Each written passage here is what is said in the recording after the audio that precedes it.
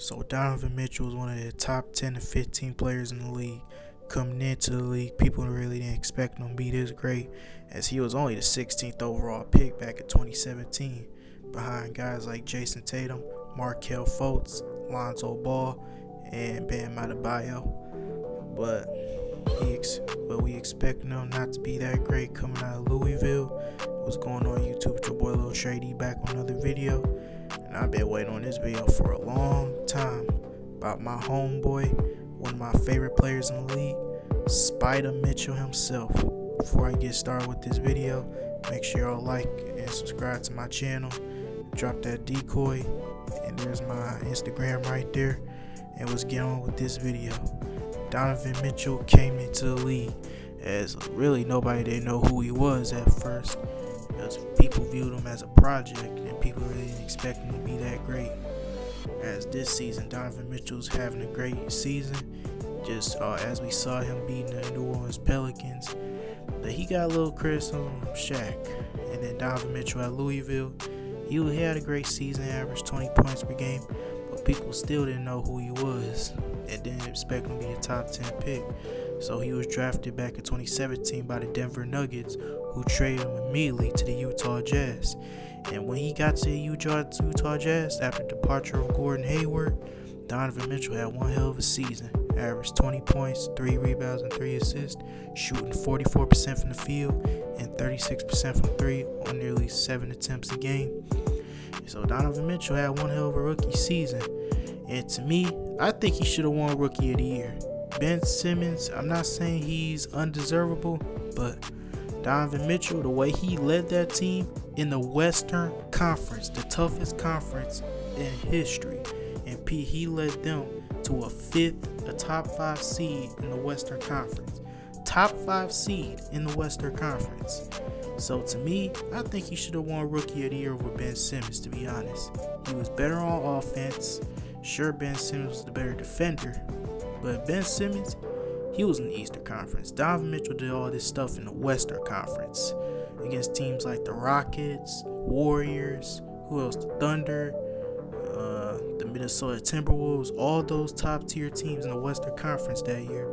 And Donovan Mitchell led him to a top 5 seed as a rookie. He had multiple 40-point games, and he also showed up in those big moments. And to me, he had a better season than way off Pete, but that's another topic for another discussion. So, and he definitely had it. But when we get to the playoffs, Donovan Mitchell looked like one of the best players that I have ever seen. As this man averaged 28 points, 7 rebounds, and 3 assists, shooting 46% from the field and 36% from 3 on nearly 8 attempts a game. And then when we get to game 6, it was just, I don't even have to say nothing about this performance. This man went out there and dropped 38 points. Yes, 38 points for a rookie. And let's get this straight. He defeated the 4th seeded Oklahoma City Thunder. Because to me, I did not expect this to happen, to be honest. Like, for real. Donovan Mitchell, a rookie, defeating 3 All-Stars in 6 games. And to me, and he outplayed both Russell Westbrook and way off P himself. And also, obviously, Carmelo Anthony, because he didn't do shit in this series. Donovan Mitchell outplayed all 3 stars. Like, I'm not joking around. You want to go look up their numbers? Go look them up. Donovan Mitchell outplayed all 3 of them. Then when we get to game 6, I already said he dropped 38 points and he dropped like 28. He dropped like 20-some points in the second half. So he was especially on fire in the 3rd quarter. So Donovan Mitchell was sensational that game. Like, I really had the Thunder win this series in like 5 or 6 games. But Donovan Mitchell proved us wrong. And then they went out in a heartbreaking 5-game series against Houston Rockets. As he did underperform in that series. But, hey, we all knew they wasn't beating the Rockets. Because the Rockets are a way more better team than the Oklahoma City Thunder. And they had a better fit than the Thunder. Then we go to the next season. Donovan Mitchell averaged 24 points, 4 assists, and 4 rebounds, shooting 43% from the field and 36% from three on nearly 7 attempts a game. So Donovan Mitchell, he did have a little bit of a slump, as he did shoot below 41% from the field in the beginning, but he caught that up, even dropping a career high 45 points. But when we get to the playoffs, Donovan Mitchell was not that great whatsoever, as he did shoot below 36% from the field and got outplayed by Eric Gordon, I might add. But hey, it was only Donovan Mitchell's second season. He already proved what he could do in the playoffs. He defeated the Oklahoma City Thunder that had the reigning MVP in Russell Westbrook. So he already proved himself, and he did lose to the Rockets the other year, so yeah. So we didn't expect them to beat the Rockets on that time neither, because the Jazz, they weren't really legit contenders like that. And that was Donovan Mitchell's second playoff game, so we ain't gonna get on him that much. But it was unacceptable to underperform like that. He even had teammates that outplayed him. Ricky Rubio outplayed him. Jay Crowder outplayed him. So Donovan Mitchell only had one 30-point game in that series. So he really wasn't that great. Then we go to the 2020 season, which he had one of the best seasons of his career. Averaged 24 points, 4 rebounds, and 4 assists, shooting 44% from the field and 35% from three on nearly 8 attempts a game. So Donovan, and he was named to his first All-Star appearance alongside Rudy Gobert, his teammate. They both were All-Stars. The first time 2 Utah Jazz All-Stars were first 2-time All-Stars for the Utah Jazz since John Stockton and Karl Malone. So yeah, Donovan Mitchell had one hell of a season for the Utah Jazz. But when we get to the playoffs, Donovan Mitchell was on a whole nother level. Like, this man, like, he was like 23 years old, right? Yeah, 23 years old. And he looked like one of the best players that I have ever seen. Like, for real, he was like on a whole nother level. Probably the best performance I ever seen from a young player. And since, I don't know, Magic Johnson or LeBron James. So, but that's how great Donovan Mitchell was, because he was looking like prime D Wade out there. Like D Wade from 2006, where D Wade had those historic performances back in 2006 against the Dallas Mavericks. That's how Donovan Mitchell played. But it didn't end great for the Utah Jazz. But Donovan Mitchell was just phenomenal. I could go say he was great, because he definitely played better than Way Off P and Kawhi Leonard. And he also played better than all of his teammates. And he played better than Jamal Murray. But him and Jamal Murray were going at it. But I'll talk about that later. Like, I can even say this performance right here made Donovan Mitchell the player he was. Because I didn't even have Donovan Mitchell as a top 15 player in the league. Because I had him below top 20, like 20-ish.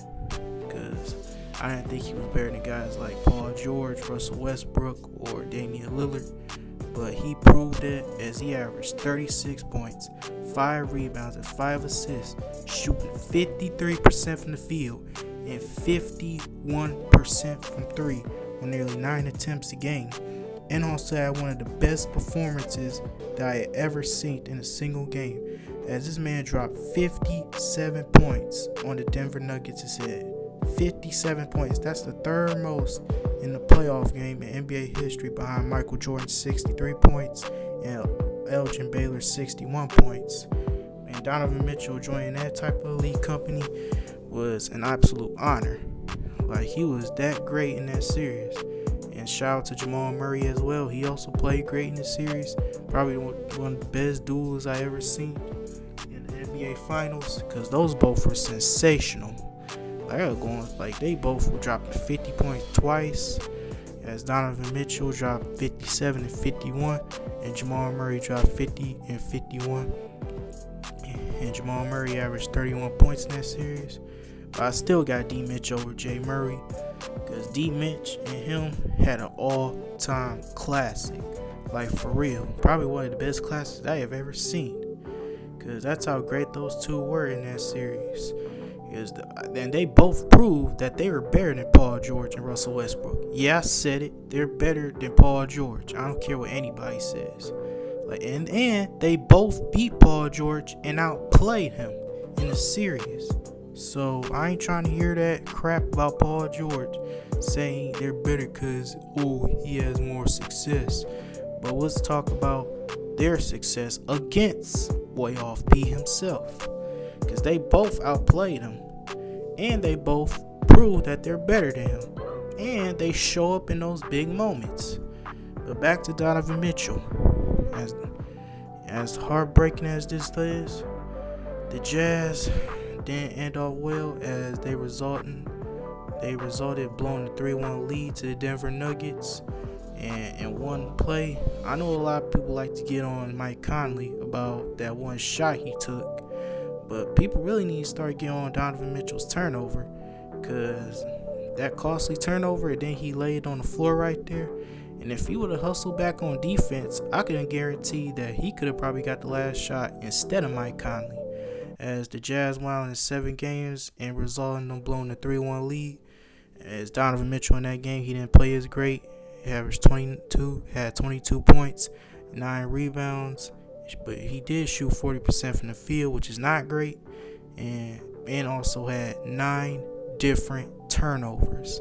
So Donovan Mitchell didn't play his best, but I don't blame him that much on that series, because obviously he didn't have no much scoring offense. Obviously he had Rudy Gobert, but Rudy Gobert is not an offensive threat. And I'm still kind of shady that they gave him that big ass contract, even though he doesn't help this team on offense. Sure, he helps on the defensive end, but he's not that great of an offensive player. Then this season, Donovan Mitchell's averages 24 points, 4 assists, and 4 rebounds, shooting 43% from the field yet again, and 37% from 3. 40% from 3 on nearly 7 attempts a game. My fault. So Donovan Mitchell is on the verge of becoming another all-star, and to me, I think the Jazz are kind of legit contenders, because currently they're on a 6-game winning streak. They just defeated the Pelicans the previous day. Well, that's the Pelicans. There's not really a thing, but hey, I'm not saying the Pelicans are trash. I'm not saying they're not that much of a threat. But the Utah Jazz kind of looking scary this season, even though they paid Rudy that big ass contract. They also got Boban Bogdanovic back. They also re-signed Jordan Clarkson. They also got Mike Conley, and they also got back Derek Favors. So the Jazz are looking kind of scary. And we already know that Donovan Mitchell's going to hold his own on offense. But this team, the only thing that they need is a playmaker. And as good as Mike Conley is, he's not a playmaker. He's mostly an offensive threat. And Donovan Mitchell, he can play make a little bit, but he's not an elite playmaker just yet. Sure, he can have his moments by passing the ball, and he can make those flashy passes, but he's still not like an elite playmaker with guys like Chris Paul, or I don't even think he's a better playmaker than Russ, to be honest. Sure, Russ be turning the ball over nearly 8 times a game, but Russell Westbrook, they average a triple-double. And Donovan Mitchell, he need to get that passing IQ up a little bit, because he do be lowering his assists, because he is averaging only 3 assists a game. And sure, I don't blame him for that, but you gotta make plays for your other teams, and I don't blame him that much. But he need to work on that playmaking, and his defense is okay. I'm not saying he's a bad defender, but he's for sure not a great defender. But he can improve on that, just like how D Wade did. He improved on defense and became a 6-time member of your all-defensive team, and averaged 2 steals before. So Donovan Mitchell, he could improve on that end. And then also the coaching of Quinn Snyder. Shout out to Quinn Snyder. He also been doing one hell of a job as a coach, as he already got success with the Utah Jazz. And let's answer this question. Can Donovan Mitchell lead the Utah Jazz to a championship? Maybe, unless they get another offensive piece. Because as great as Boban Bogdanovic is, he's not enough for Donovan Mitchell. Because he could score. He could come up in those big moments while D-Mitch slacks off. But when those real big moments, like especially in playoff time, can he show up?